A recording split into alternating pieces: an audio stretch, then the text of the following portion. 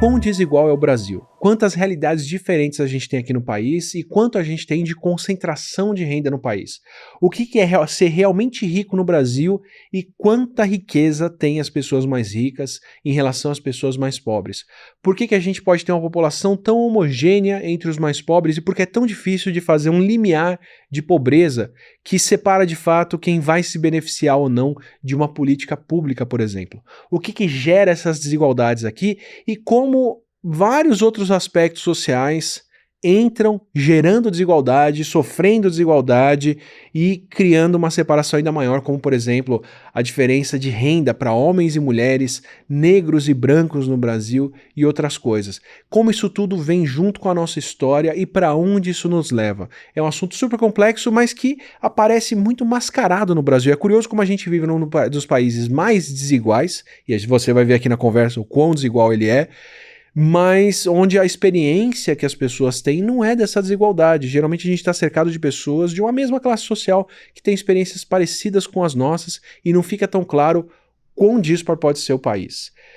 Para poder destrinchar isso tudo, no Não Ficção, onde a gente traz ciência do dia a dia com especialistas, precisamos de um ótimo especialista aqui, que é o Marcelo Medeiros, que é doutor em Sociologia, trabalhou no Instituto de Pesquisa Econômica Aplicada, que é o IPEA, foi professor da UNB, de Princeton e de outras universidades e hoje é pesquisador sênior na Universidade de Colômbia, estuda desigualdade há muitos anos e é autor de vários livros sobre o tema, entre os quais O que faz os ricos ricos e o mais recente, Os ricos e os pobres, que foi lançado pela Companhia das Letras, que vai ser a base de muita conversa que a gente vai ter por aqui.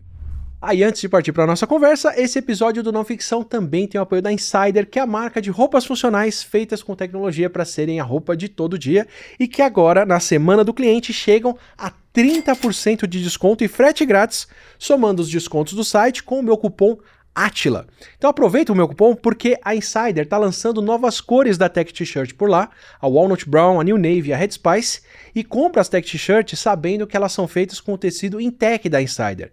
Então não só vão ser mais confortáveis no corpo, como desamassam bem melhor do que o algodão, sem precisar passar e desbotam menos com a lavagem.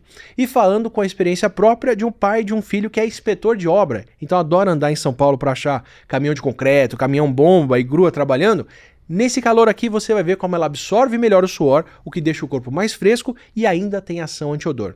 E pareando com o underwear da Insider, então, é conforto garantido mesmo com a criança no colo. Marcelo, antes de tudo, muito obrigado pelo privilégio que é essa conversa aqui. É uma conversa que eu sonho em ter há muito tempo. Tem muita coisa para desempacotar e entender sobre o Brasil. E eu vou começar com uma introdução chata e meio longa, mas de uma história minha do que me despertou para essa questão em particular, assim, do que me despertou mais para isso. Eu trabalhei alguns anos, 1 ano e tanto, na verdade, era para ser mais, mas na cabeça são 10, porque trabalhar fora é outro mundo, em New Haven, em Yale.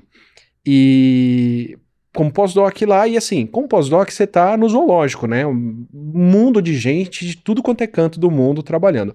Docentes é outro papo, uma galera só dos Estados Unidos. Mas entre os pós-docs era todo canto do mundo. E eu fiquei impressionado como, salvo indianos ou mais um ou outro país, ninguém ali tem a experiência cultural que a gente tem de ter mão de obra tão barata. No seguinte sentido, para amigos europeus, para um pessoal da Inglaterra, Escócia, França, era inconcebível uma casa de classe média, um apartamento de classe média, ter um quartinho de empregada, um cômodo, onde uma pessoa poderia dormir na sua casa e um banheiro à parte para ela, porque ela passa uma semana trabalhando na sua casa. Quer dizer, isso até existe para eles, mas isso era uma mansão de não sei quantos cômodos, um negócio assim, não é uma coisa que alguém que ganha 3, 4 salários mínimos tem condições de pagar uma outra pessoa para passar tanto tempo trabalhando numa casa como, não sei se hoje a gente ainda tem condições aqui no Brasil, mas como já tivemos, assim. É onipresente, pelo menos em São Paulo, em casas, apartamentos, um cômodo de empregada, assim. Quer dizer, uma família de classe média teria condições de pagar alguém para trabalhar, limpar a casa e fazer uma série de coisas para a pessoa. E tudo que decorre disso, sabe? A noção de que, de repente, loja de departamento americana com ferramenta, com aquela aparelhagem toda, ela existe lá e não existe aqui, não porque as pessoas não gostam, mas porque quem vai fazer a obra no telhado nos Estados Unidos é o dono da casa. Não é alguém que eles estão pagando para fazer um serviço, para resolver um negócio. quem vai limpar a casa é a dona da casa, é o dono da casa. É por isso que vão comprar um eletrodoméstico bom, caro, um aspirador de $1.000 e poucos, que é legal e que viram, que o amigo comentou.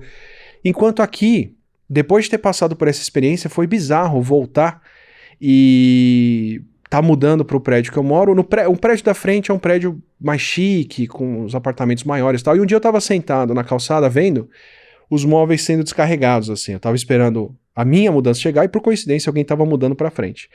Então, época de mudança, eu tava reparando. E aí desceu sofá enorme, rack pra uma TV gigante, só, assim, móveis bons pra casa. De repente começou a descer máquina de lavar, mas do pior tipo, assim. Fogão todo quebrado, esbagaçado. E eu não tava entendendo, até que caiu a ficha. É porque quem comprou os outros móveis não vai usar esses eletrodomésticos. Quem vai usar esses eletrodomésticos são outras pessoas da casa, que estão ali trabalhando para elas. E aí que eu fui entender por que nos Estados Unidos e na Europa você tem eletrodoméstico bom e caro, sendo bastante consumido, aqui no Brasil não. Porque quando você chega aqui nesse patamar de comprar esse tipo de eletrodoméstico, não é mais você que vai usar e fica uma coisa para bater para quem vai usar aquilo. Faz algum sentido isso? A gente tem esse tipo de desigualdade. Para quem vive só dentro de um desses mundos, só no mundo de não ter tanta desigualdade, ou só nesse mundo de desigualdade que é aqui o Brasil, me fala, em relação ao resto do mundo, quão desigual é o Brasil? Olha só, primeiro, o quarto de empregado é bastante icônico, porque ele aproxima classes sociais muito distantes no cotidiano. Uhum. O emprego doméstico ainda é o principal emprego feminino do Brasil. Tá? A maior parte das mulheres brasileiras trabalha no emprego doméstico. Isso tem alguma coisa muito importante por trás. Tá mudando, mas tem uma coisa bastante importante por trás. A quantidade real de gente morando no trabalho, de empregados domésticos que vivem no emprego, é muito pequena. Muito pequena. Esse quarto é uma herança histórica de outros momentos que veio se reproduzindo na arquitetura. Certo. E que vai demorar para ser mantido porque os prédios estão construídos e assim vão permanecer construídos durante bastante tempo. Mas tem uma coisa mais importante por trás disso, que é em que medida que a gente é capaz realmente de ver a desigualdade. E a ideia fundamental por trás disso é que a desigualdade não pode ser vista a olho nu. Ela precisa de um microscópio chamado estatística. O que a gente vê no nosso mundo é muito limitado.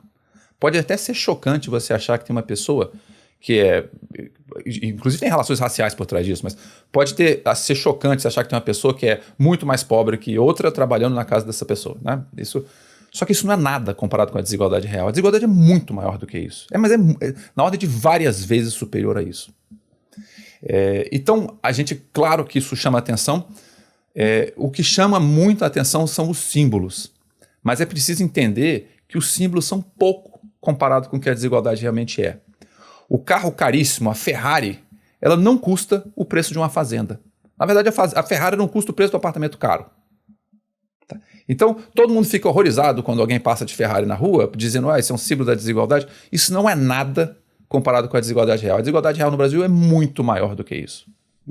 Assim, obrigado. Eu estou tentando justamente dar esse contexto do que a gente vê e chama atenção. E me quantifica então, me dá alguma noção do que é o mundo real, do que é essa desigualdade que a gente não tem nem como ver, porque o tamanho do latifúndio que você tem que percorrer para entender o que é uma pessoa com muito dinheiro é inviável. Não tem isso. Olha só, imagina o seguinte, imagina que você vai para padaria comprar pão de manhã e você entra na fila, na frente da sua posição na frente da fila, tem uma baleia azul. Uma baleia azul tem mais de 30 metros de comprimento, a gente não tem nem 2 metros de comprimento. Então a baleia azul é pelo menos 15 vezes maior. Você imagina a dimensão do que é isso, ter esse animal gigante na sua frente. A desigualdade brasileira é muito mais do que isso. A diferença entre a metade mais pobre da população e o primeiro cara, o cara mais pobre, do 1% mais rico, é da ordem de pelo menos 2 vezes isso. É como se tivesse 2 baleias azuis na sua frente. Então você pensa, olha, se isso acontecendo em proporções dessa magnitude, é de ordem gigantesca, é muito, muito grande, é inconcebível. A gente tem poucas coisas que são tão diferentes numa sociedade quanto a distribuição de renda. Ninguém tem 30 vezes mais filhos, ninguém mora em apartamento de 30 quartos, ninguém tem coisas visíveis, 30 carros, tem uma pessoa ou outra, mas isso não é comum. A desigualdade de 1 para 30 ela é muito comum no Brasil. Tranquilamente, né? Então a gente está falando de uma coisa de magnitude monstruosa que as pessoas, na verdade, não têm dimensão do que é. Na verdade, no mundo inteiro, as pesquisas que pedem para as pessoas tentar dimensionar o tamanho da desigualdade, pede para as pessoas identificar o tamanho da pirâmide, fazer umas piramidezinhas de desenho, pede para elas identificarem. No mundo inteiro, as pessoas identificam muito menos desigualdade do que realmente existe. Porque no mundo inteiro, as pessoas olham para o lado e falam, bom, no meu cotidiano as pessoas são desiguais, mas elas não são tão desiguais assim. O problema é que o meu cotidiano é a ferramenta errada para tomar essa análise. A ferramenta certa é a gente olhar macro. Eu trabalhei com vírus. E estudar vírus é fantástico porque você tem dinheiro da saúde para estudar um negócio que depende de evolução, sociologia e 500 outras coisas. E para estudar vírus que são transmissíveis de maneiras como a gente não conhece, como por exemplo já foi mais a hepatite C, você tem que olhar para a rede de contatos sociais. Aí eu descobri o mundo da homofilia, das pessoas gostarem de pessoas como elas. E descobri que se você tem uma Ferrari, a chance de você conhecer outras pessoas com Ferraris são muito maiores, né? Então é esse tipo de convívio, né? E a gente até dá um nome para isso, é um capital social. É como se você tivesse um recurso adicional que facilita a sua vida, que abre as portas para um monte de coisa, facilita conseguir emprego. E é verdade isso. Uma parte grande dos empregos no Brasil, a gente não sabe medir exatamente quanto, mas uma parte grande dos empregos no Brasil nas classes mais altas é determinada por isso. É o filho do advogado, o advogadinho, filho do advogado, tem muito mais vantagens do que o advogadinho, filho de pedreiro. Então não basta, por exemplo, você ter educação, porque tem outras barreiras antes de você conseguir ocupar as posições mais altas na sociedade. O que significa o seguinte, o conjunto de oportunidades abertas na sociedade é muito pequeno. Na verdade, é ao contrário do que as pessoas acham, é extremamente limitado. É muito difícil ter mobilidade no Brasil. O que, aliás, a gente sabe medir. Eu tô adorando essa conversa porque cada fala sua aqui me remete a um episódio diferente. O de estudar não garante, tem um episódio que a gente fez aqui de meritocracia com o Michael, você falar sobre as portas que a Ferrari te abrem. O primeiro não ficção que a gente fez foi com um antropólogo falando sobre os símbolos de ostentação e por que eles são importantes no Brasil. Você falar sobre a diferença de 30 vezes, me vem a conversa com o Conrado Ubner Mendes falando sobre a diferença de custo com o judiciário e mega salários, que são tranquilamente 30 vezes maiores do que ou quase 30 vezes maiores do que um salário mínimo. Então, assim, o teto salarial brasileiro assume 30 vezes de diferença como uma coisa comum, ou super viável, né? Bom, enfim, e a gente chega nesse ponto agora. Eu vou aproveitar o que você falou agora para perguntar isso. Você tá me dando aí educação, o racismo, a gente vai ter uma conversa inteira, ou algumas conversas inteiras sobre como a escravidão e a história do Brasil trazem a gente para essa desigualdade agora. Eu ainda quero ter uma conversa sobre nepotismo aqui, como tradições familiares aqui fazem o advogadozinho, filho do advogado. Mas elenca pra mim esses mecanismos que geram uma desigualdade dessa como a brasileira. É muito difícil, acho que você tocou num ponto muito importante. Você acabou de fazer uma lista de pessoas falando de vários assuntos e todos esses assuntos remetem à desigualdade. E aqui está o ponto fundamental da história toda. Você não cria um país tão desigual quanto o Brasil por 1, ou 2, ou 3, ou 4 fatores. Não é 1, ou 2, ou 3, ou 4 mecanismos que levam a essa desigualdade tão grande. Isso não acontece por acaso. Exatamente. E mais do que isso, não é um conjunto limitado de fatores. Além de não ser acaso, também não é um conjunto limitado de fatores. É uma conjunção gigantesca de mecanismos que vai levar a uma sociedade desigual. E isso tem implicações políticas. A primeira implicação política é que você não vai combater a desigualdade por um mecanismo A, B ou C. Não é porque você vai mais dar educação que o problema vai estar resolvido. Não é porque vai aumentar a tributação que o problema vai estar resolvido. Não existe panaceia para o combate à desigualdade. O combate à desigualdade vai passar por um conjunto gigante de políticas que vão custar muito caro e vai ser muito difícil e provavelmente vai obter muita reação.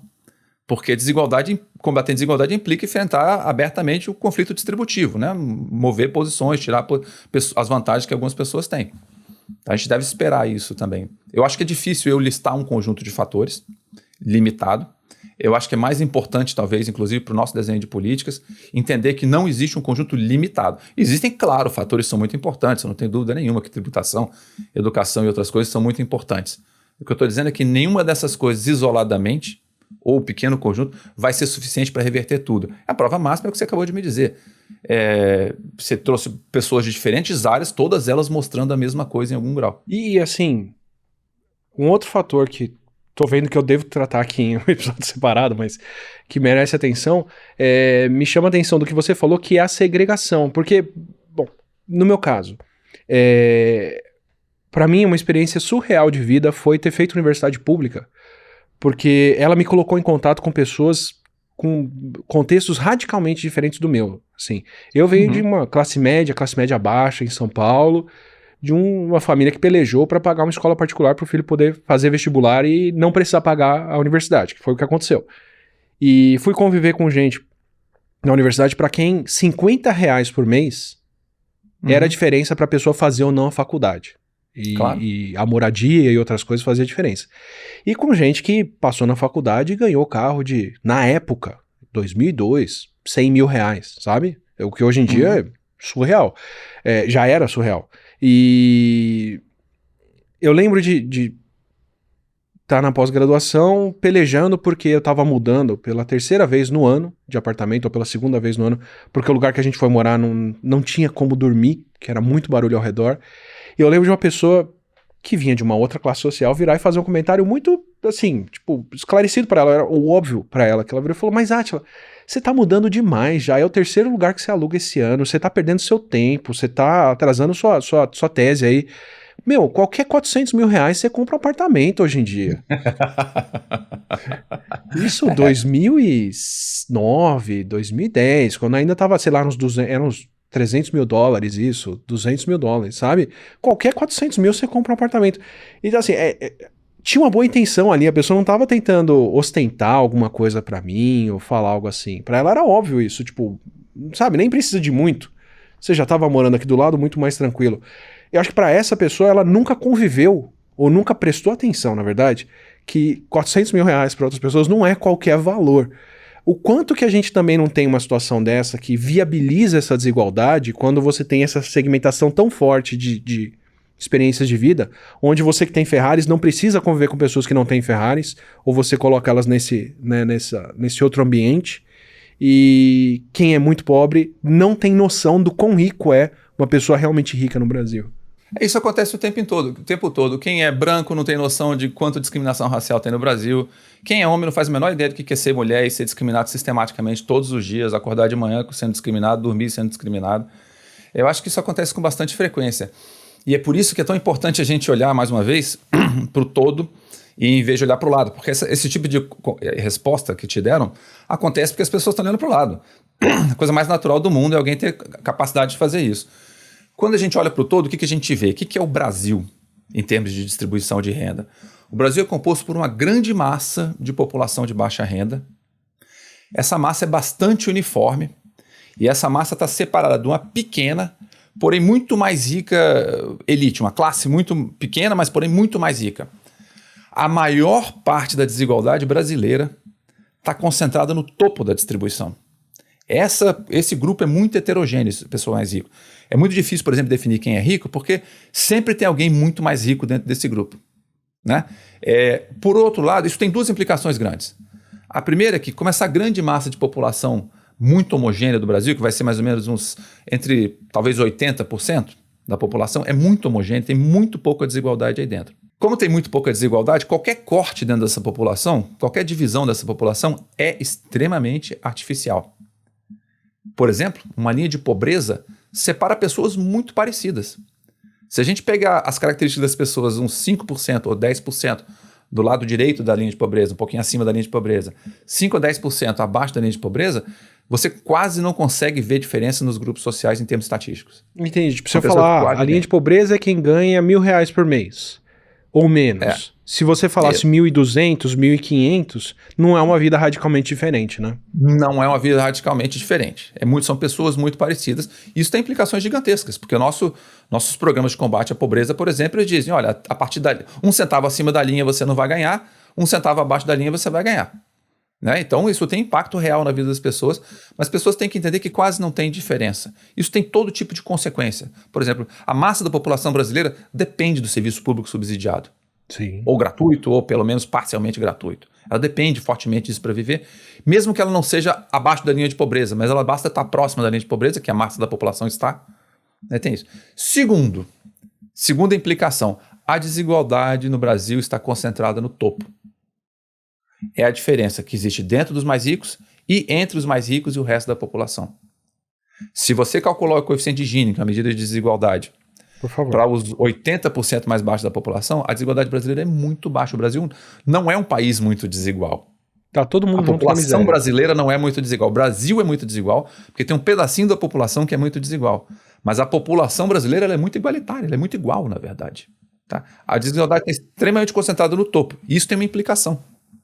A implicação é a seguinte: qualquer medida de redução da desigualdade vai ter que, de algum modo, afetar o grupo mais rico de população. Você pode fazer o que você quiser com a pobreza no Brasil, que o impacto disso na desigualdade total é mínimo. Você pode erradicar a pobreza no Brasil amanhã de manhã, o impacto disso sobre a desigualdade é muito pequeno. O que vai ter impacto são medidas que afetam esse grupo no topo. E aí é uma série de coisas. Você está dizendo que não tem como levantar a base dessa pirâmide de valor até ela se aproximar do topo. O que você tem que fazer é trazer o topo para baixo.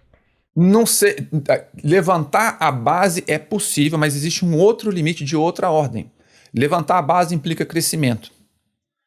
Crescimento, se todo mundo crescer, se a sociedade inteira crescer, sem reduzir a desigualdade, isso é ambientalmente insustentável. Porque aumentar o crescimento não só vai aumentar a demanda por recursos, né, materiais, etc., que é o problema fundamental, vai aumentar o dano à biodiversidade, no caso brasileiro, mas vai aumentar o consumo. O consumo vai aumentar, mesmo que você aumente a produção de maneira extremamente saudável, etc., o consumo aumentando, ele vai aumentar o consumo de alimentos, vai aumentar o consumo, isso vai criar pressão sobre biodiversidade, etc. Ou seja, existem limites para o crescimento dado por questões ambientais. Deixa eu entrar numa quantificação disso, porque mesmo entre o pessoal da ciência que eu conheço, as pessoas não têm uma intuição sobre o quão radicalmente diferente é o consumo e o impacto de uma pessoa bilionária. Assim, quando eu falei que eu já vi estudos mostrando que, assim, é da ordem de 10 mil vezes ou mais impacto que uma pessoa muito rica tem no ambiente, em termos de qualquer medida, consumo de água, emissão de carbono, tamanho de recurso, área, não sei o que é pegar um jatinho pra você ir visitar seu amigo durante a semana, as pessoas não têm uma noção disso. Me dá uma noção do que é, quantas pessoas ricas no Brasil concentram a mesma riqueza que os 50% mais pobres? 0,5% da população, mais ou menos, ou seja, não dá nem 1%, tem mais renda do que a metade da população brasileira toda junta. Isso é renda. Patrimônio, a concentração é muito maior. Renda é 0,5%. Dá quantas pessoas eu tô...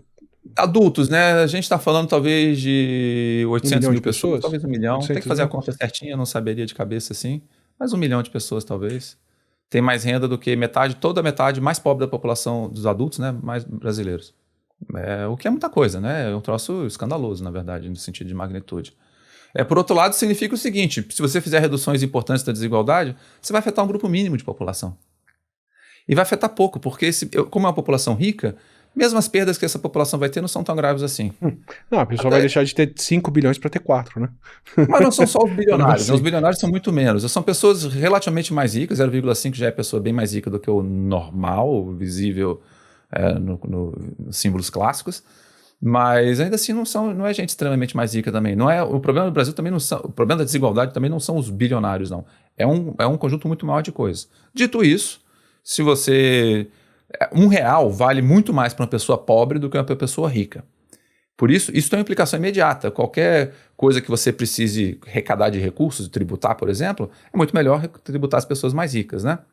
Isso pode ter algum impacto negativo, porque todo tributo tem impacto negativo. Todo tributo freia um pouco o crescimento, alguma coisa. Alguns aceleram o crescimento, mas no geral, imediatamente ele freia. Mas dependendo do que você fizer com esse recurso, ele pode, no longo prazo, aumentar o crescimento. Se você pegar o dinheiro e investir em educação, por exemplo, é investimento. Então, lá na frente, a economia vai crescer melhor. Então, o ponto fundamental... Tem uma pergunta maior por trás disso, sabe, Átila? Por que a gente tem que reduzir a desigualdade? No fundo, essa que é talvez uma pergunta... Por favor, né? Eu já devia ter começado falando isso. E a reduzir a desigualdade em si não é intrinsecamente de uma coisa boa. E é difícil as pessoas entenderem isso. Pensa numa guerra. Quando você destrói completamente uma cidade, o que acontece com a desigualdade nessa cidade? Ela cai. Mas isso não foi bom para ninguém, né? É bom quando a desigualdade cai via redistribuição. Quando os recursos que estão acumulados num grupo muito pequeno passam para uma massa de população. Que é o que a gente faz com o sistema educacional, que a gente faz com o sistema de saúde. A gente arrecada tributos e gasta, né, com a população mais pobre. E é o que a gente não faz com outras coisas que a gente gasta muito dinheiro, com o sistema de subsídios, etc., onde a gente arrecada da população como um todo e gasta com os mais ricos, né? Então, Não é que reduzir a desigualdade seja o objetivo fundamental. O objetivo fundamental é melhorar a vida das pessoas mais pobres. Só que você tem dois caminhos para fazer isso. Crescer a economia, que tem seus limites e é lento. Você cresce a economia 3%, 4%. Então, para essas pessoas subirem a um nível razoável, vai demorar demais. E é inviável imaginar que você vai economizar. Olha, se tem uma desigualdade de 1 para 30, crescer sua economia 30 vezes é demais, tá? O que a gente, na década de 70, que cresceu muito acelerado, o Brasil cresceu 2 vezes, passou de 1 para 2. Teria que repetir isso 15 vezes, o que obviamente está fora de questão. A China não consegue. Tá? Então, pela via do crescimento, isso não é viável. Nós vamos ter que passar pela via da redistribuição de alguma maneira. Mas vou pegar o que aconteceu nos últimos anos, Marcelo. A gente tem... Já vinha pré-pandemia essa tendência, mas a pandemia parece ter exacerbado. A gente teve um período aí de pouco ou nenhum crescimento, na verdade até um encolhimento, aumento brutal de índices de pobreza, fila do osso, as pessoas indo pegar resto de comida, pessoas que entraram na miséria, pessoas que estavam passando fome com regularidade. E ao mesmo tempo a gente teve aqui no Brasil um aumento de fortuna entre os bilionários, ou os mais ricos, grande. Então, assim, é possível uma parte da população ficar mais rica com o país encolhendo. Sim. Aí você está tocando num ponto fundamental. Não é interesse o agregado. Porque numa economia de propriedade privada, o país não cresce. Quem cresce são as pessoas, porque alguém vai ser proprietário desse crescimento. Então, o que interessa para a gente não é o crescimento, é a distribuição do crescimento. Um crescimento de 3%, por exemplo, pró-ricos, é completamente diferente do crescimento de 3% dos pobres, pró-pobres. O crescimento de 3% via exportação de soja é bem diferente do crescimento de 3%. Tem vários de tipos diferentes. 3% no setor serviços, por exemplo, que é onde contrata a maior parte da população de renda baixa, né? São coisas completamente diferentes. O crescimento na mineração, o crescimento no petróleo, etc., são maneiras de fazer a economia crescer, são completamente diferentes do crescimento que vai beneficiar a população mais pobre. E existe toda uma dinâmica, existe todo um sistema de equilíbrio. A gente não pode ser ingênuo também e achar que as coisas são simplórias demais. Mas, no geral, são tipos completamente diferentes de crescimento. Então, o que interessa não é a economia crescer. O que interessa é a economia dos pobres crescer. A população de renda pobres no sentido amplo da palavra, os 80% mais pobres. Aí, nessa linha, eu já ouvi uma discussão sobre, por exemplo, você pegar um país como Japão ou, sei lá, Suíça, Holanda, países homogêneos, não necessariamente com uma população pequena, mas onde para você ter a segurança de você andar por aí com o seu celular na mão. No Japão, que eu vi o pessoal colocando a carteira para guardar o assento na rua para poder ir buscar alguma coisa lá dentro. Canadá, esses lugares, você tem que ter uma pouca desigualdade para você conviver com essa segurança nas ruas.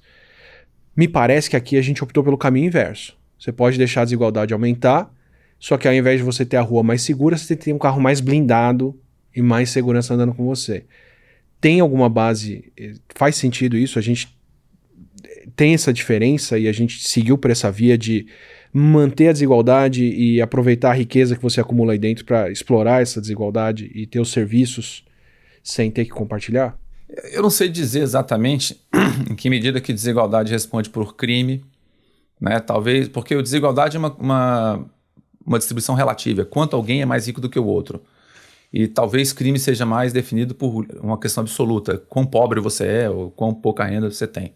Né? Eu não consigo entender muito bem, até porque parte da desigualdade ela é completamente invisível. Né? Se você aumenta os rendimentos financeiros, isso não aparece em lugar nenhum. Eu não sei muito bem em que medida isso aparece em crime. Sociedades que eram relativamente igualitárias no passado, como a Índia, tinham um índice de criminalidade muito baixo. A desigualdade está aumentando muito na Índia e a criminalidade também não está aumentando tão rápido assim. Ela aumenta, mas não aumenta tão absurdamente, pelo menos nesses crimes contra patrimônio, né, que é o que a gente está discutindo aqui. Os crimes domésticos, etc., são de outra ordem. Talvez eles tenham a ver com outro tipo de desigualdade. E deixa eu dizer uma coisa que talvez seja importante quando eu falo isso. Não existe uma desigualdade. Existem vários tipos de desigualdade. Existem desigualdades entre pessoas, entre famílias, entre regiões. Tem várias dimensões no grupo que é desigual. E tem dimensões de desigualdade diferentes, por exemplo, desigualdade de saúde, desigualdades educacionais e de renda. Tá? Eu, obviamente, foco na desigualdade de renda, mas as outras são incrivelmente importantes. E o resumo para isso é relacionadas, dizer o né? seguinte: são muito relacionadas. Tudo é muito relacionado. A gente pode dizer o seguinte: toda desigualdade é uma desigualdade de algo entre alguém. O algo pode variar, pode ser educação, renda, saúde, e o alguém também pode variar. Pode ser regiões, pode ser pessoas, pode ser trabalhadores, pode ser famílias, e etc. Tá? Então, você tem vários tipos de desigualdade. É difícil dizer qual é o tipo, abre aspas, certo, porque a sociedade é uma coisa complexa demais para você olhar para uma coisa só. Né? Para pegar uma delas, em particular, que é o índice de Gini, me preparando aqui para fazer a pauta, para conversar com você e tudo, eu fui dar uma olhada em quais são os países que têm esse tipo de desigualdade mais acentuada. E para mim, no topo da lista, tem N rankings, N formas de calcular e por aí vai, mas você sempre vê nomes como África do Sul, Colômbia, Angola e Brasil aparecendo entre os países que têm mais igualdade. Me chamou a atenção que esses países todos são ex-colônias. Em algum momento da história, eles têm uma população, geralmente europeia, que foi viver lá com um estilo de vida e que explorou a mão de obra de outras populações. E esse histórico perdura, pelo menos aqui no Brasil, na Colômbia, na África do Sul. Angola também. Tem relação as duas coisas? O que o índice de Gini mede? E é possível isso ser esse reflexo histórico, parte do que constrói esse contexto todo que você fala, que torna tudo gerador de desigualdade e não só um fator? Tá. Toda tentativa de achar grandes explicações, grandes narrativas para o problema da desigualdade, até agora falhou miseravelmente. Tá? Quando você começa a generalizar demais para o mundo todo, elas começam a falhar. É muito difícil você achar um fio condutor da história que explica para uma sociedade desigual. Existe sim algumas coisas que a gente tem como características. Todas as sociedades que têm uma colonização extremamente extrativa, que é o caso brasileiro, no qual você não só tinha uma perspectiva extremamente extrativa, diferente de, por exemplo, você introduzir produção e colonização para produção. Quando você tem uma coisa muito extrativa, e além de ter uma coisa muito extrativa, você limita deliberadamente o desenvolvimento de qualquer atividade. Por exemplo, no Brasil era proibido você ter indústria, era proibido você ter imprensa, na verdade. Tá? Era proibido você criar instituições, que são instituições fundamentais que qualquer sociedade se organizava naquela época. Então era proibido ter isso. Então isso, obviamente, tem um impacto grande sobre tudo que vem depois. E não vamos deixar de mencionar, que não é irrelevante de modo algum, tem um peso gigantesco no Brasil, que você criou uma estrutura produtiva baseada na escravidão. A escravidão, por definição, é um mecanismo de desigualdade monstruoso. E é óbvio que isso vai se replicar gerações depois. Muita gente acha que a escravidão aconteceu num passado distante. Os avós de escravos estavam vivos até muito recentemente. Né? Pessoas que nasceram, netos, né, de escravos,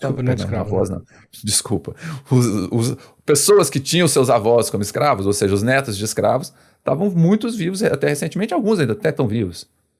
Tá? Então é uma coisa muito mais próxima do que parece. E é óbvio que isso tem que ter alguma propagação.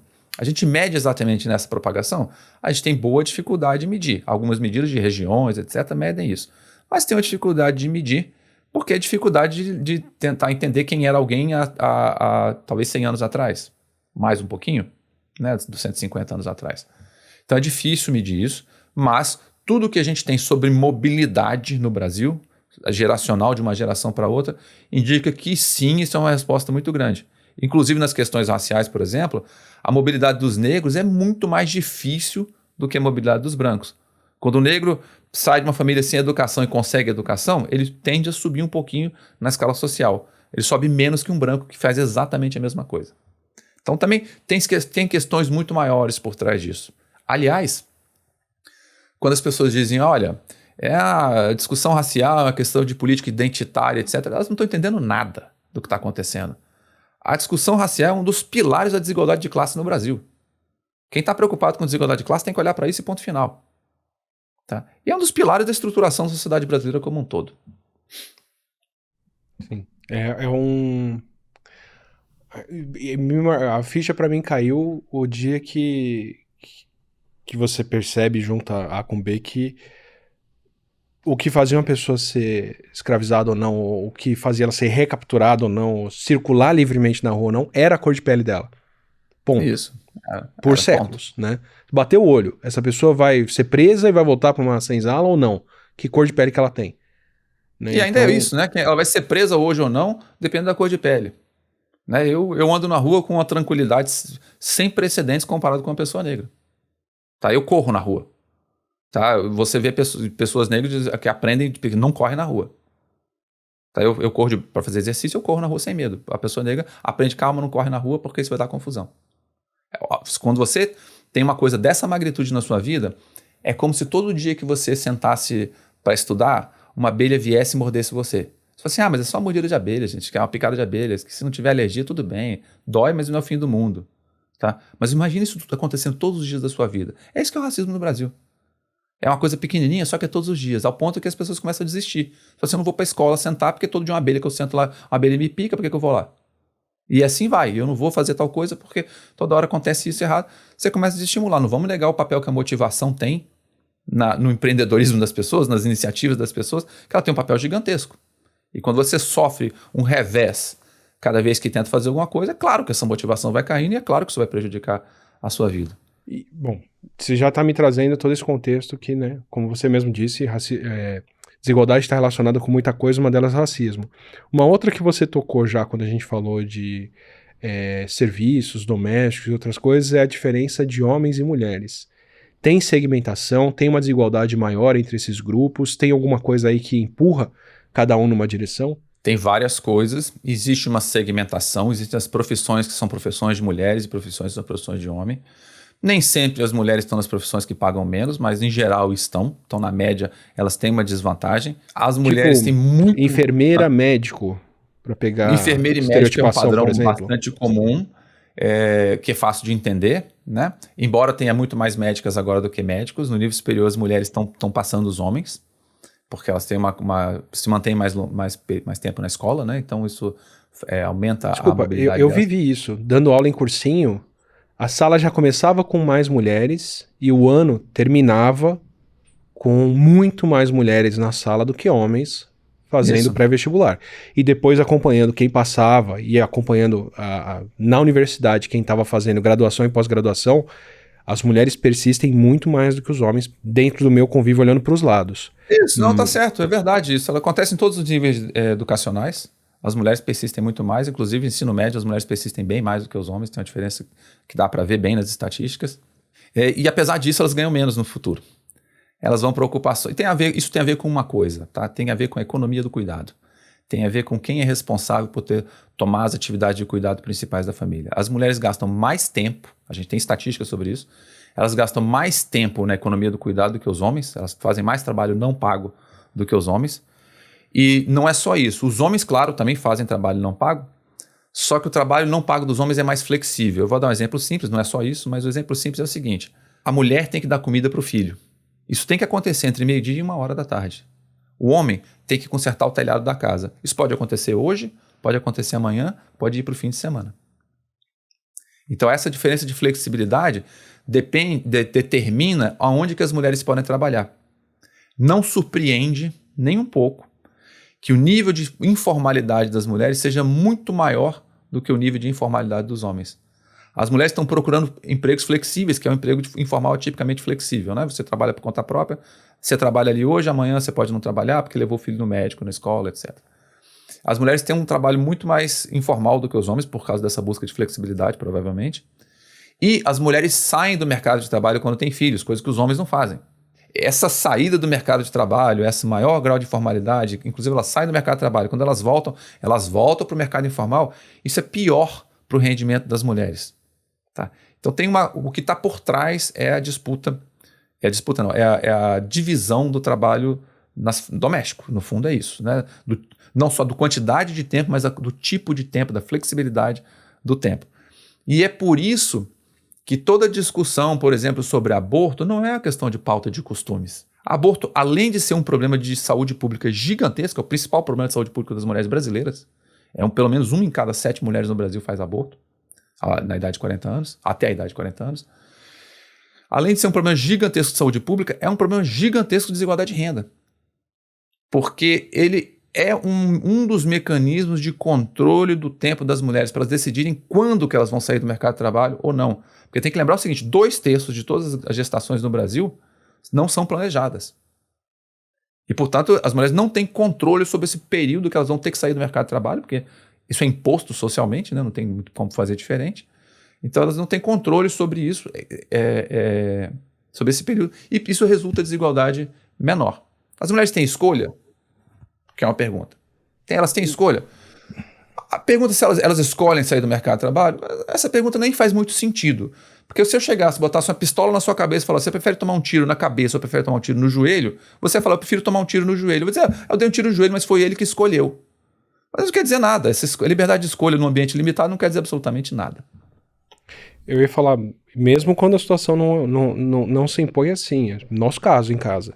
Eu e minha esposa passamos 18 anos para ter um filho.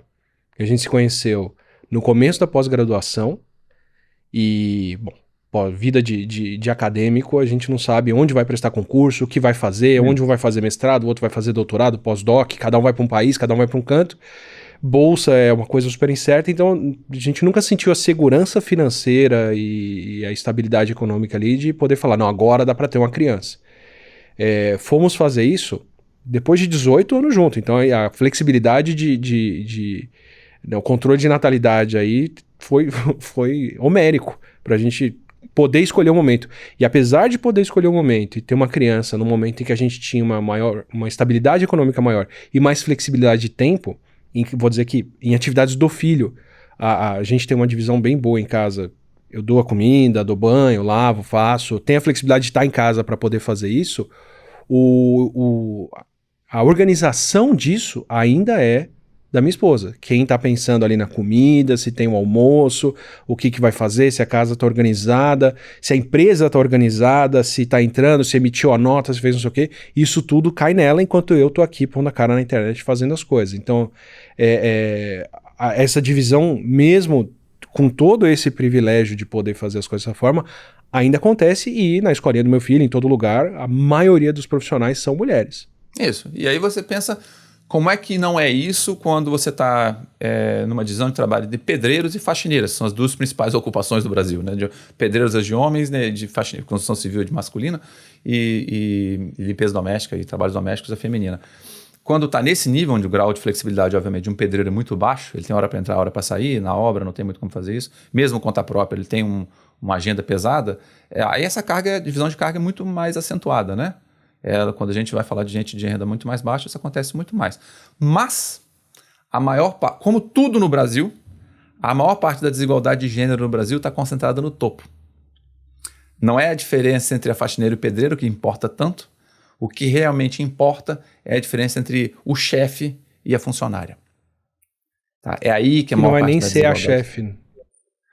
Ela não é a chefe, ou ela não ocupa o cargo mais alto, ou ela não está nas melhores ocupações, melhores profissões. Isso acontece por um conjunto de razões gigantescos, mas uma delas tem a ver com o fato do seu capital social ser menor. Tem uma discriminação, não é porque você é mulher que você é discriminada, mas é porque potencialmente você pode ter filhos, ou porque a sociedade cria mecanismos no qual ela acha que se tiver filho você não vai estar disponível 100%, portanto você não pode ocupar um cargo de chefia.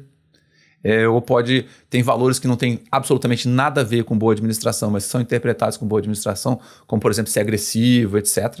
Tá? Isso na verdade geralmente é má administração, mas isso é replicado nas empresas, pessoas mais agressivas, etc. Tem esse comportamento, abre aspas, mais masculino, são entendidas como mais propícias a serem chefes.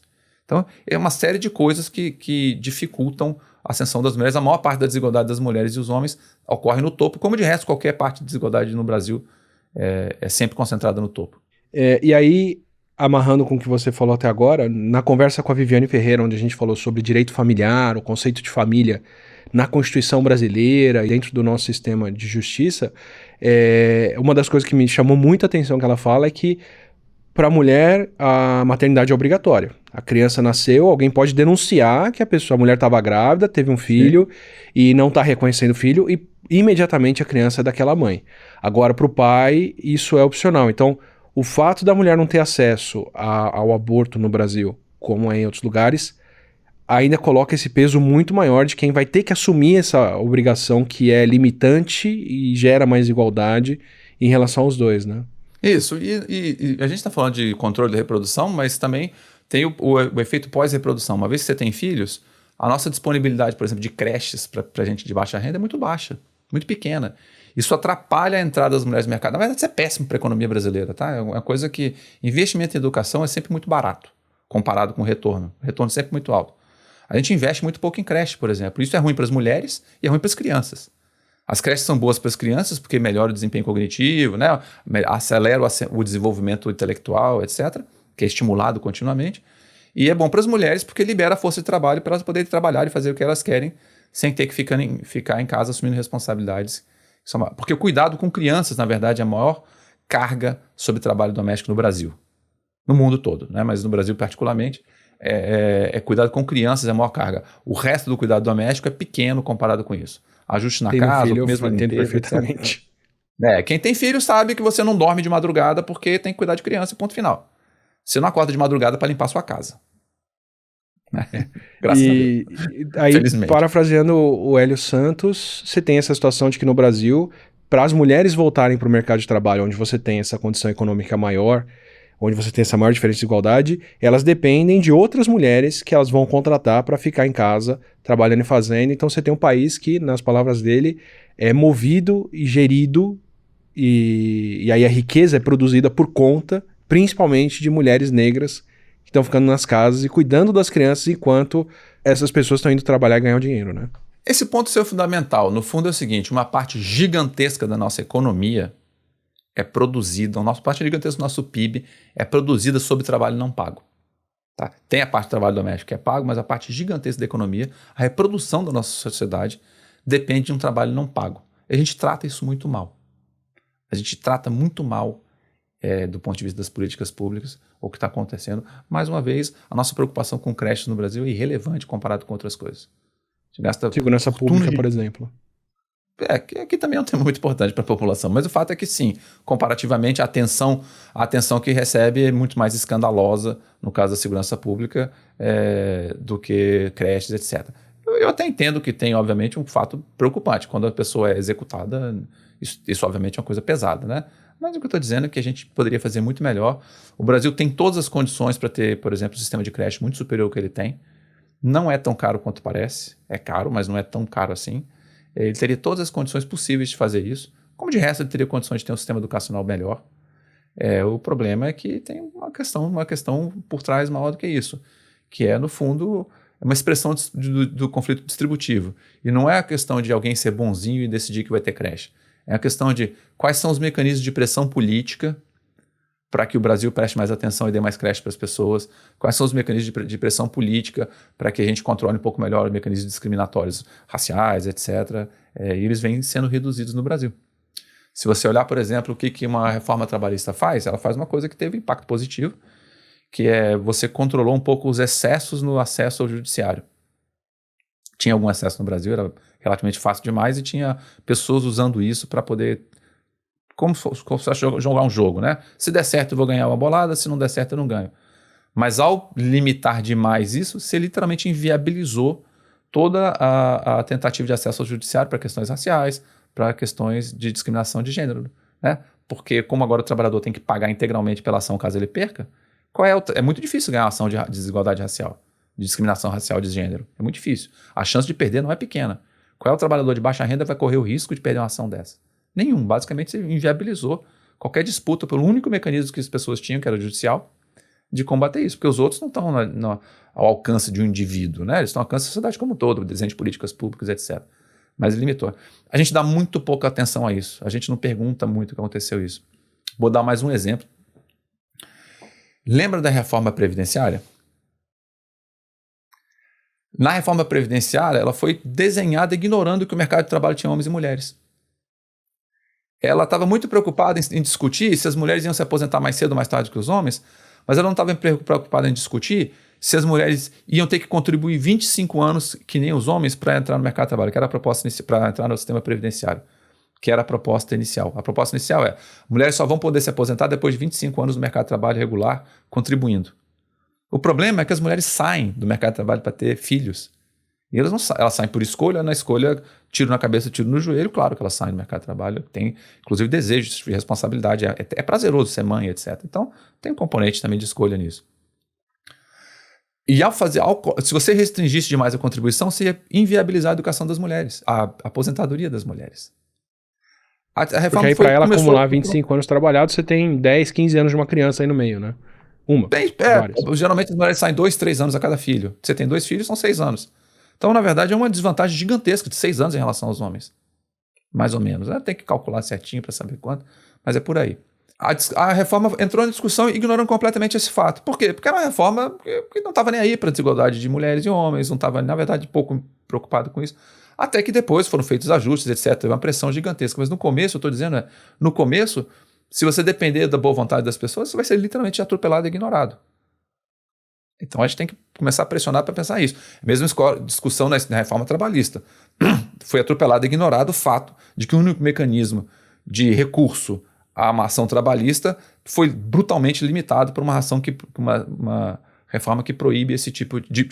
dificulta terrivelmente as pessoas moverem uma ação em casos que são brutalmente controversos. É fácil perder uma ação de desigualdade racial, é fácil perder uma ação de desigualdade de gênero. Quando tem um custo para o trabalhador, se inviabiliza completamente. A gente pensa pouco nisso, tem que pensar muito mais. Tem que incorporar isso no cotidiano mais inclusive nas conversas públicas, etc.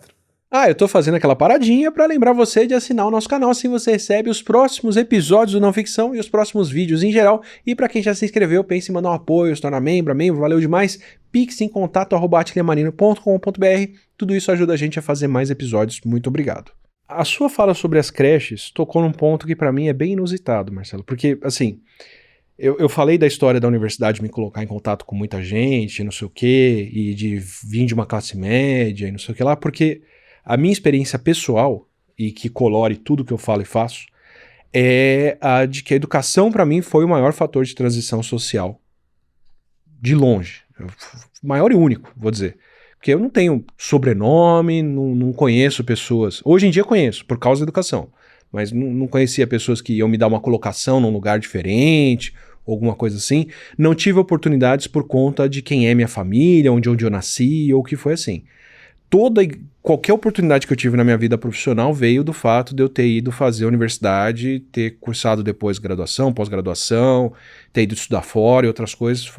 E eu não tô falando nem por mérito, eu tô falando no sentido do mecanismo que viabilizou a vida que eu levo hoje. Eu tô na internet falando das coisas que eu aprendi via educação e com as pessoas que eu conheci por conta disso. Então, pessoalmente, anedoticamente, a educação foi um fator de transição social muito importante para mim. E com as pessoas que eu convivo também.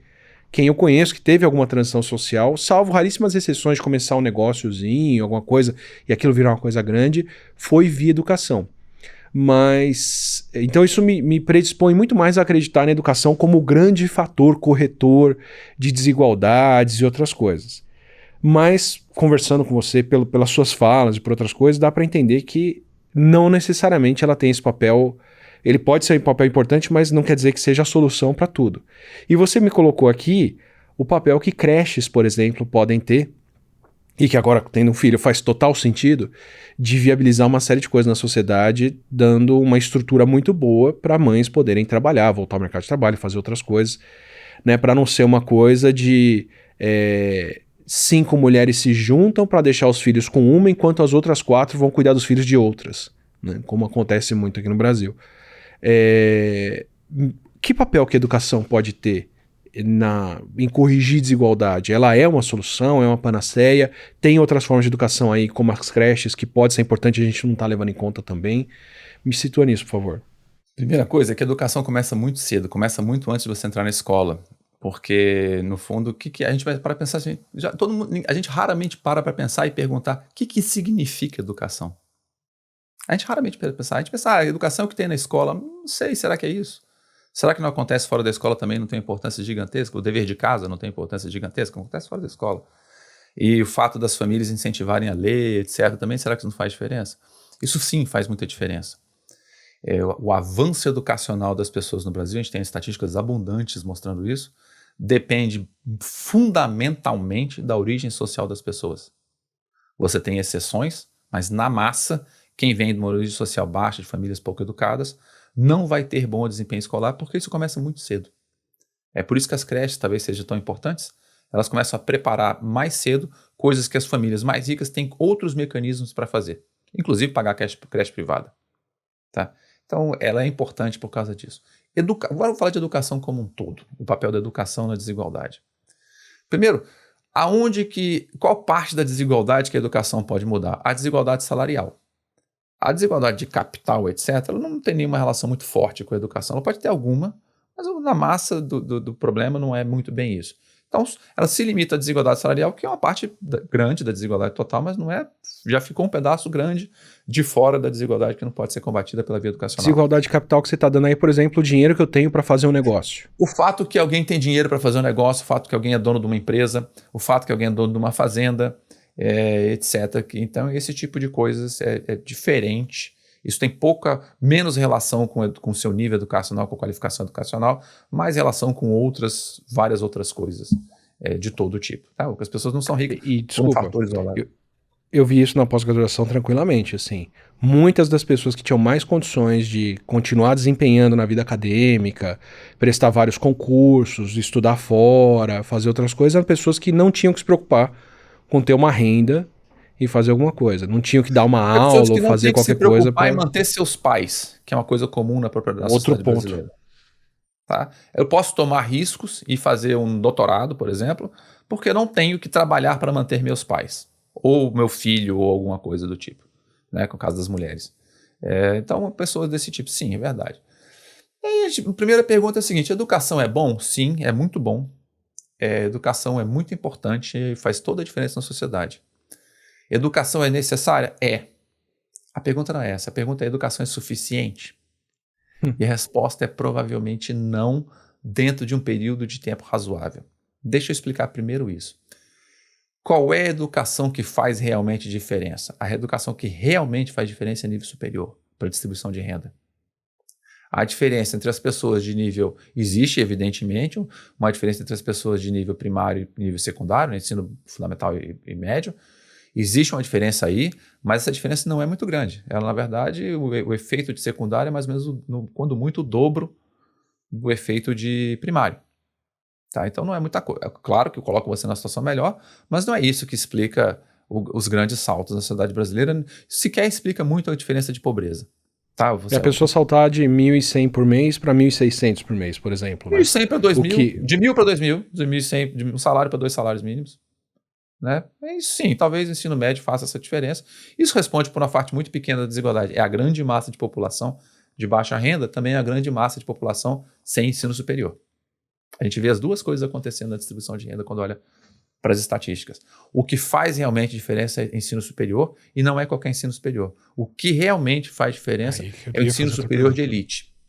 São os cursos de medicina, de engenharia, de arquitetura, economia, enfim, os cursos de treinamento de professores, pedagogia, etc., os cursos de letras e relacionados, eles têm um efeito pequeno. Direito tem um efeito grande, os outros têm um efeito pequeno. Tá? Direito eu diria que tem efeito grande, dependendo muito da faculdade de Direito, né? Ele tem muita dispersão. Ele tem um efeito grande para algumas pessoas e efeito pequeno para as outras, porque o direito foi muito expandido no Brasil. Isso acontece com todas, é um ponto que, aliás, eu vou falar mais adiante. Mas isso acontece com todas as profissões. Algumas profissões têm dispersão muito menor. Médicos também têm um razoável dispersão, porque alguns ganham muito. Não porque alguns ganham pouco, mas é porque alguns ganham bem, outros ganham muito. Então também tem bastante dispersão. Já outros grupos têm dispersão muito menor. Letras têm uma dispersão muito menor, porque todo mundo ganha mais ou menos pouco. Né?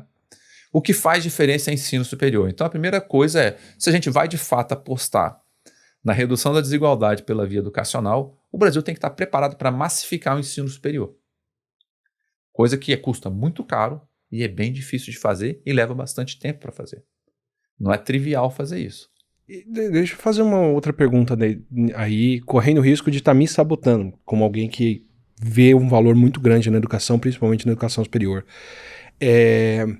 Até onde também não é uma coisa de causa e efeito, do tipo, quem fez faculdade de arquitetura tem chance de ter um emprego melhor e ganhar mais, mas também são as pessoas que vêm de uma família rica, que tiveram fôlego de fazer essa faculdade, que a família já vai apresentar para os contatos profissionais e já tem contato com aquele escritório de arquitetura onde a pessoa vai trabalhar e vai fazer aquilo, o mesmo economia, o mesmo medicina, ou direito para quem recebe muito bem.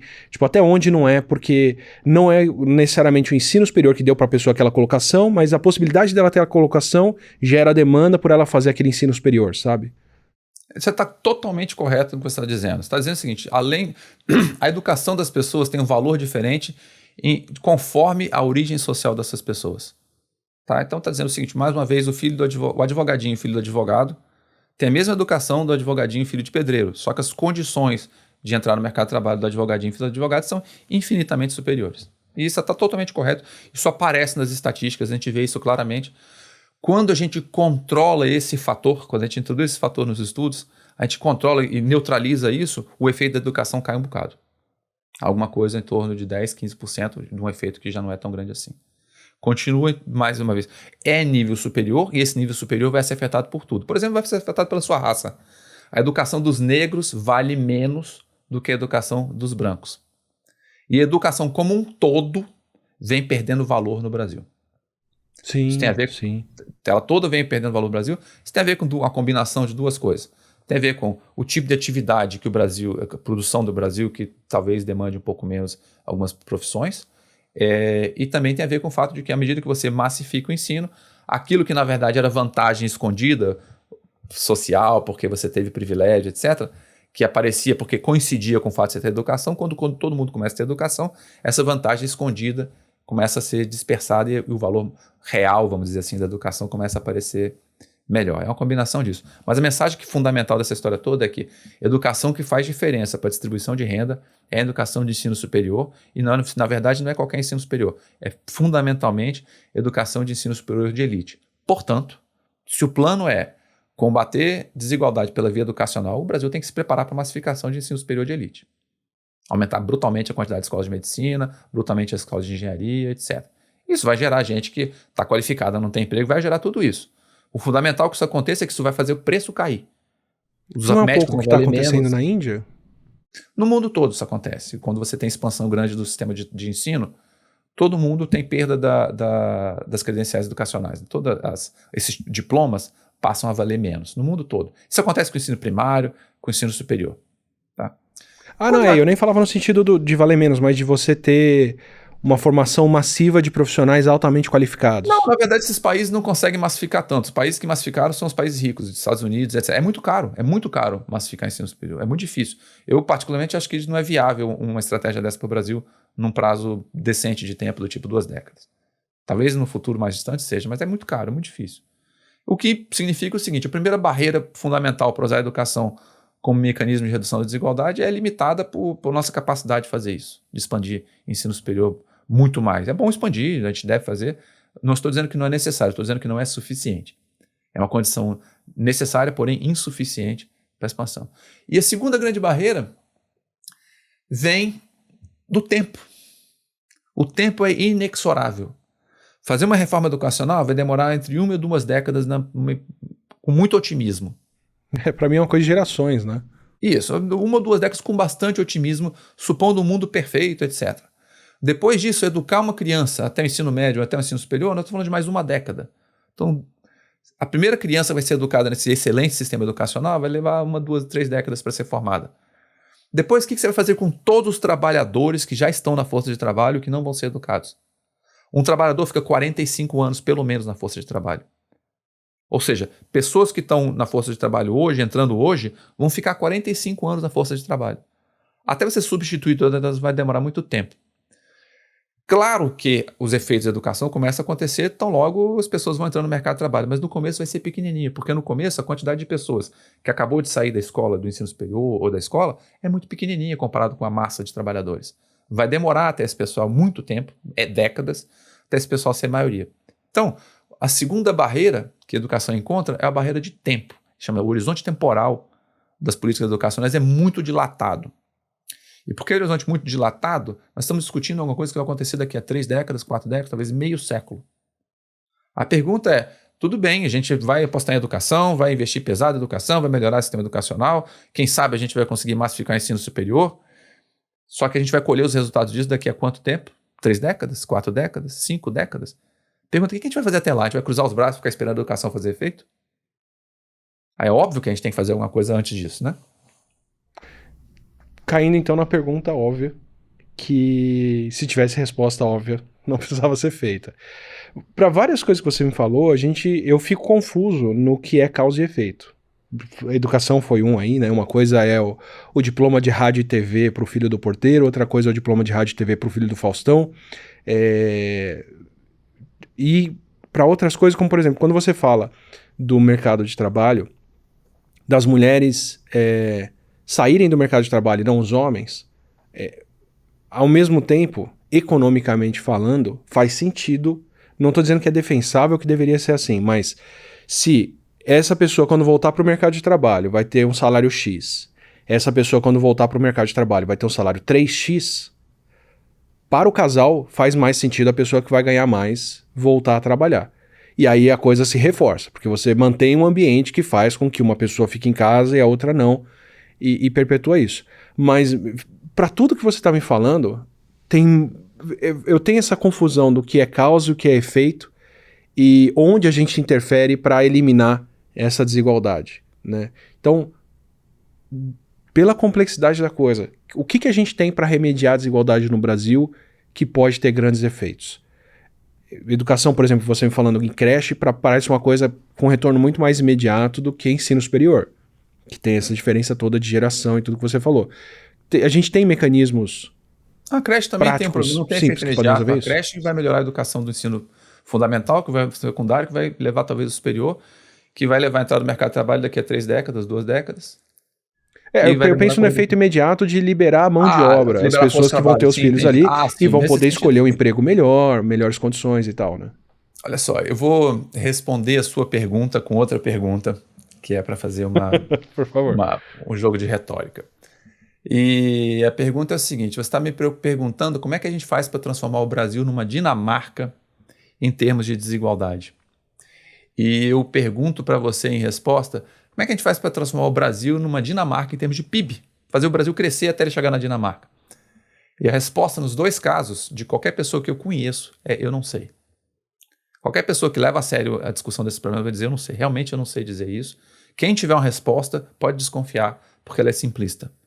Tá? Você não transforma o Brasil numa Dinamarca de desigualdade facilmente, pela mesma razão que você não vai transformar o Brasil numa Dinamarca de renda facilmente. Tá? Nenhuma das duas respostas seria aceitável de maneira simples. É muito mais complicado.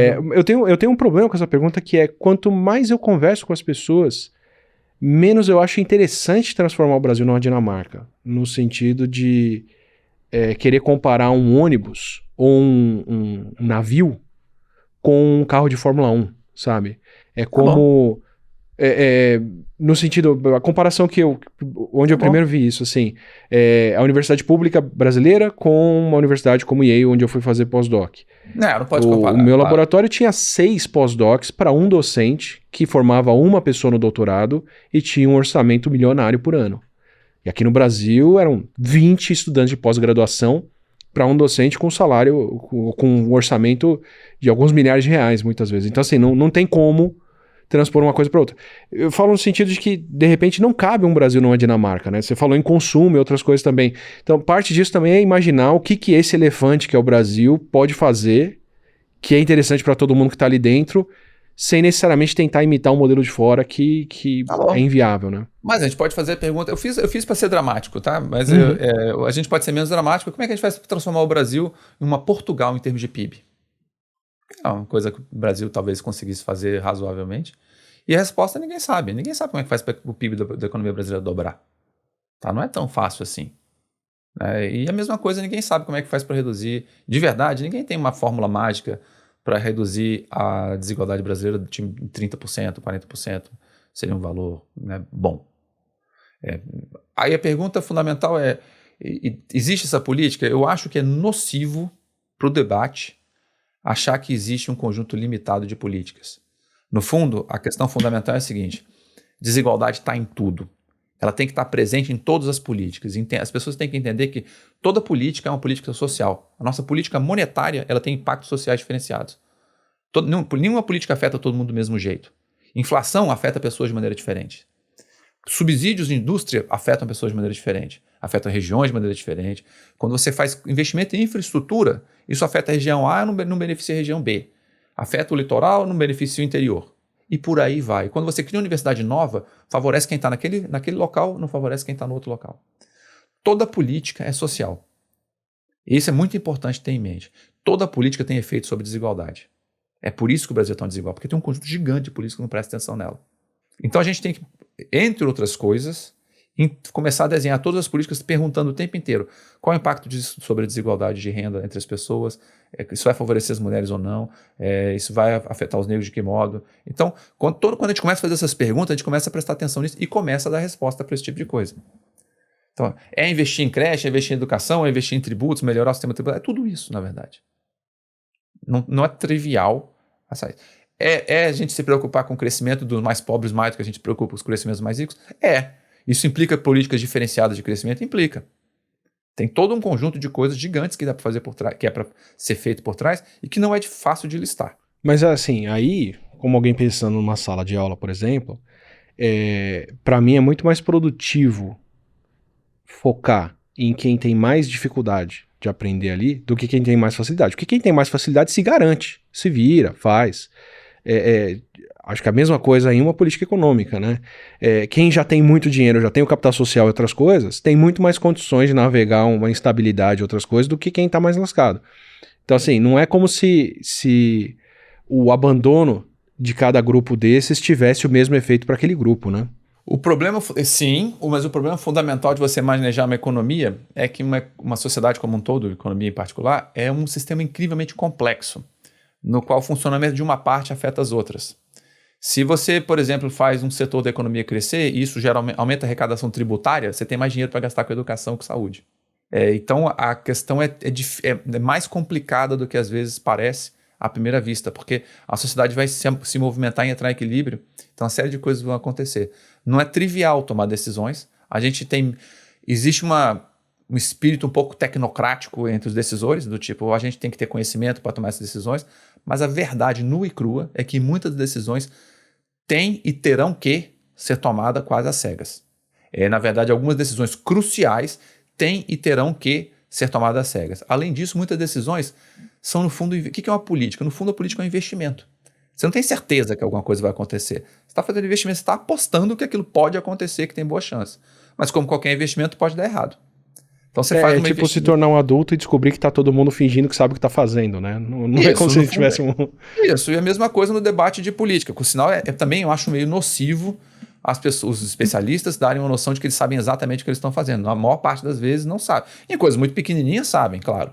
Né? Nos micro coisinhas é claro que dá para saber. Mas nas grandes coisas, que muitas delas são as que realmente fazem diferença, as pessoas estão um pouco mais às cegas, tentando lidar com uma série de fatores. Tem decisões que economicamente fazem sentido, politicamente são um absurdo. Por exemplo. Então, um governante, por exemplo, pode tomar uma decisão radical de fazer mudanças, por exemplo, sistema, fechar uma escola, fechar um hospital, que do ponto de vista econômico pode fazer sentido, porque é mais barato, mas você vai literalmente perder a próxima eleição por causa disso. Isso no nível micro, mas a gente pode pensar também em coisas acontecendo no nível macro. Por exemplo, você quer algum nível de estabilidade fiscal, etc., isso tem um custo, que você vai ter que cortar serviço público, provavelmente.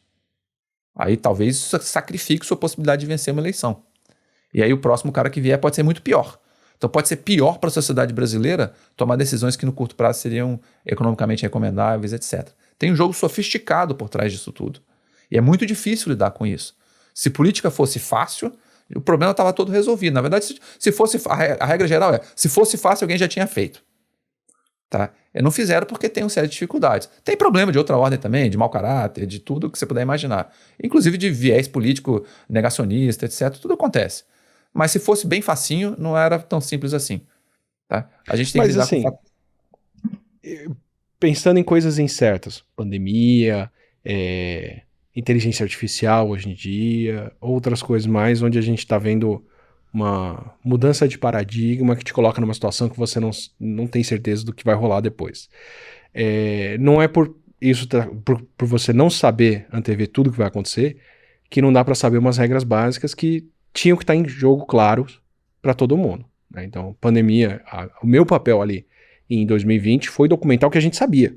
Olha, sabemos transmissão, sabemos mortalidade, sabemos isso, isso e isso. O que você tomar de medida que não leva isso em conta, não vai resolver o problema, só tende a piorar. Brasil, por 2 anos aí pelo menos. Inteligência artificial, a gente não sabe para onde vai a computação, ok. Regras básicas, ética, de onde vem isso, como esses algoritmos são treinados, as consequências disso.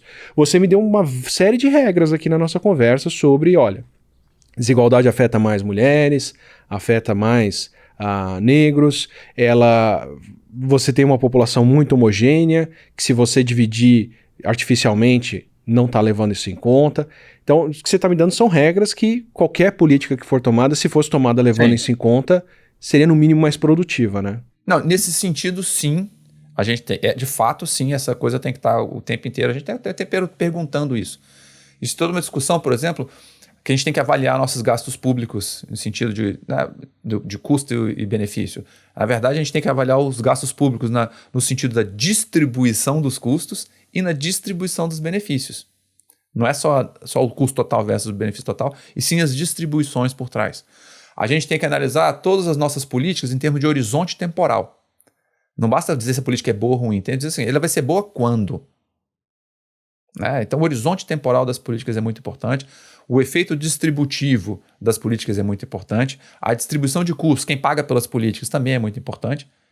Tá? Tudo isso é diferente e tudo isso tem que ser perguntado. Nesse sentido, sim, a gente pode ter princípios gerais de coisas que têm que ser observadas e já no sentido mais micro da palavra, cabe a gente fazer... Olha só, é fácil você dizer que você tem que vacinar a sua população para enfrentar uma pandemia. Isso é fácil, tá? Porque é mais ou menos... Queria que fosse mais. Não, é fácil dizer, porque entre os cientistas isso é absolutamente um consenso, ninguém de bom senso, com todas as sinapses neuronais funcionando normalmente, vai negar que isso é fundamental. Todo mundo vai concordar. Quando você passa para a dimensão da política, você vai bater em barreiras que são inimagináveis. Que pessoas que literalmente vão negar que a vacina funciona, vão dizer que a vacina vai introduzir um chip de sei lá o que, de DNA na sua cabeça, e que você vai virar um lagarto, sei lá o que vai acontecer, mas um troço, é tão surreal que eu tenho até dificuldade de imaginar por onde os caminhos pelos quais isso foi desenvolvido. Os combates à desigualdade vão enfrentar coisas da mesma dimensão. Como vai enfrentar o problema mais emergente que a gente tem, gigantesco, está batendo na porta, já estamos no meio de uma crise ambiental e tem pessoas até hoje dizendo que não, esse problema não existe, isso na verdade é conversa mole. E não estou dizendo que é pessoas ignorantes, não. Tem uma parte grande do Congresso brasileiro ignora frontalmente, abertamente, o fato de você ter uma crise dessa ordem, que vai ter implicações gigantes para a desigualdade. Porque olha só, quando a economia não pode crescer, como é que é a única maneira de você melhorar o bem-estar da sua população mais pobre? É redistribuir. Desigualdade vai se tornar... Se o bolo não aumenta, você tem que cortar melhor os pedaços. Quando o bolo não aumenta, você tem que cortar melhor os pedaços. Portanto, o bolo não vai poder aumentar. Seja porque a gente vai impor os nossos próprios limites, seja porque o planeta vai impor limites sobre nós. Tá? Quando esse bolo não aumentar, igualdade vai se tornar uma questão cada vez mais importante. A importância da igualdade vai crescer no futuro, provavelmente. Para a gente fechar a conversa, você está me dando um ponto que é crucial. Quem mais sofre com mudanças climáticas, quem mais sofre com problemas ambientais, quem mais sofre com a subida do nível do mar, com aumento de temperatura, com novas pandemias, com escassez de água, com baixa produtividade na agricultura, com colapso ambiental, com qualquer coisa dessas, são as pessoas mais pobres de longe, e aí dentro mulheres, negros, de longe também, indígenas, então, eles estão tão na ponta que nem entraram na nossa conversa, no sentido de quem realmente sofre o impacto disso. Sim, sim. Mas, ao mesmo tempo, me parece que a gente tem caminhado mundialmente e no Brasil para uma sociedade com maior concentração de renda. Quando a gente olha para as pessoas com o aumento das grandes fortunas, com a riqueza acumulada nas pessoas mais ricas, né, os multibilionários estão mais multibilionários. Você vê a gente caminhando para que direção? Uma direção de mais desigualdade ou de mais igualdade Brasil ou mundialmente? Tá? O que você achar mais direto de responder. Você pega os analistas econômicos, Átila, e pede para eles projetarem o PIB daqui a um ano. O que vai acontecer no jornal? A projeção do PIB está sendo revisada, a projeção do PIB está sendo revisada. Isso é para projetar o PIB daqui a um ano. Ninguém consegue projetar 6 meses, tá? Sem ter que revisar. Falar de desigualdade significa projetar 100 PIBs, um para cada 1/100º da população. Certo. Então, é uma primeira atividade muito mais delicada de fazer isso. Segundo, se o pessoal não consegue projetar PIB daqui a um ano, o que dizer de projetar desigualdade em qualquer período superior a um ano? Fundamentalmente, toda tentativa do passado, no geral, fracassou. Algumas regras a gente tem, mas se a desigualdade vai aumentar ou vai diminuir no futuro, é difícil dizer. Ela vinha declinando no mundo, porque a China, que era um país pobre, vinha subindo, então estava reduzindo a desigualdade global por causa disso. Agora a China chegou no nível que ela começou a aumentar a desigualdade global. A desigualdade global começou a subir de novo. Isso é no mundo como um todo, por causa do peso gigante que a China e a Índia têm. O que vai acontecer no Brasil? Ela caiu durante um tempo, estabilizou, talvez tenha crescido um pouco na pandemia. O que vai acontecer no futuro? De verdade, não dá para prever. Como não dá para prever o que vai acontecer com o PIB brasileiro daqui a 20 anos, onde vai estar a sociedade brasileira daqui a 20 anos. Olha para trás e pensa aqui que era o Brasil há 30 anos atrás, 1994. Hiperinflação, etc. A gente não ia estar discutindo. O meio ambiente sequer estava no horizonte das discussões daquela época. O Brasil de 89, né? Pois é, mas não estava no horizonte político. Hoje em dia é o assunto mais importante que a humanidade vai enfrentar, que ela enfrentou nos últimos 100, 200 anos. Mais importante que a Segunda Guerra Mundial, por exemplo. Isso é mais importante do que tudo. E a gente está... Então, tem todo um problema importante de absorção disso tudo no debate, que é lento, mas que tem que ser feito. Eu acho que o papel, por exemplo, que você tem é gigante nisso, porque você está convencendo as pessoas a prestar atenção nesse tipo de... Existe um ponto que a gente tem que lembrar. Você está convencendo elas, eu estou no máximo abrindo uma porta. Nós dois estamos aqui fazendo um acordo de convencer elas dessas coisas importantes. Só tem uma coisa importante que a gente tem que lembrar nessa discussão fundamental que está vindo adiante, que é a discussão da crise ambiental. Crise ambiental é, antes de tudo, um problema de desigualdade. Os custos, os prejudicados, os custos vão para a população mais pobre. A população mais pobre vai pagar mais caro pela crise ambiental. As causas são essencialmente determinadas pela população mais rica. Os 10, 20% mais ricos da população mundial respondem pela grande massa de todos os problemas ambientais que a gente tem. Tem só uma coisa... Todos, né? Todos. Garimpo... Tudo. Emissão de carbono, desmatamento, posse de terra. Consumo de carne, etc., que é um problema gigante para a biodiversidade. Tudo isso é o topo da distribuição que consome mais. E consumo de materiais, que é muito importante, né? Alumínio, aço, etc., também está tudo no topo da distribuição. Não me surpreende. Se a renda está concentrada, o consumo está concentrado. O consumo determina a produção determina o impacto ambiental. É só encaixar uma pecinha na outra, que rapidamente você entende o que está acontecendo. A gente vai ter que enfrentar um problema gigante de desigualdade, inclusive de outra ordem. Alguns países não vão poder crescer, você vai não proibir os demais de crescer também, de ter a chance que os outros tiveram consumindo o capital natural gigante que eles consumiram. Então tem questões gigantes que estão aparecendo no mundo, no qual a desigualdade só vai ser mais importante no futuro por causa disso. Mas, por outro lado, essa desigualdade tão grande faz com que, para os mais pobres, seja muito, muito baixo o impacto de você melhorar significativamente a qualidade de vida dessas pessoas, né? Isso mesmo. O fato é o seguinte, quem vai ser prejudicado por um controle, para frear a crise ambiental, quem perde com isso? É um problema distributivo, né? Distribuição de custos. Quem perde com isso? População mais rica. População mais pobre pode viver do jeito que está, mais ou menos, que o impacto não é tão grande. Tem que ter prudência, claro, né? Ninguém está dizendo que tem que viver a vida louca, não é isso. Mas o impacto não é tão dramático assim para quem é de renda baixa no mundo, né? O impacto vai ser mais forte para quem é de renda alta. Cortamos o combustível de jatinho porque é uma emissão de gás carbônico brutal. Também quem cortamos vai ser afetado, né? Na verdade, de jatinho, de todos os aviões, cortamos o consumo de carnes, que é muito grande, porque força a biodiversidade, ocupa Cerrado, ocupa Amazônia, ocupa etc. Cortamos uma série de coisas. Para isso tem toda uma discussão do que é importante, geração de energia, padrão de geração de energia. No Brasil nem é tão grave assim, mas no resto do mundo tem que ser parado de gerar com carvão, por causa de questões ambientais. Vai ter que cortar o consumo de peixe. Enfim, a lista é gigante, né? Assim como ninguém tem uma solução de 5 tópicos para resolver o problema da desigualdade, ninguém tem uma solução de 5 tópicos para resolver o problema da crise ambiental. Mas o fato é que tem gente trabalhando sério nisso e a gente começa a ter respostas cada vez melhores. Sim. E eu vejo um problema de empatia aí, de que para a pessoa que está no meio do caminho, que não é a mais pobre, é muito mais fácil ela ter empatia pelo rico que está perdendo um privilégio a mais, um privilégio no sentido de que é uma coisa que não vai fazer falta, do que ter empatia pela pessoa mais pobre que faz toda a diferença na vida dela ter uma coisa ou outra e não o resto, né? É isso. E, bom, para quem quiser saber mais, ler mais, se informar mais, entender mais do assunto, que material teu que as pessoas encontram, quais são as suas obras, onde você está produzindo, escrevendo, falando, o que a gente pode consumir seu? Olha, meu especificamente tem um livro recente, tem muita coisa no Brasil sobre desigualdade. O Brasil é um país muito bom na produção disso. Desigualdade de renda, mobilidade social. Ele é uma produção científica que tem uma tradição muito forte. Ah, não, achei que você estivesse falando de gerar essa desigualdade, que também é muito bom. Não, o Brasil realmente, ele é impressionante na geração de desigualdade.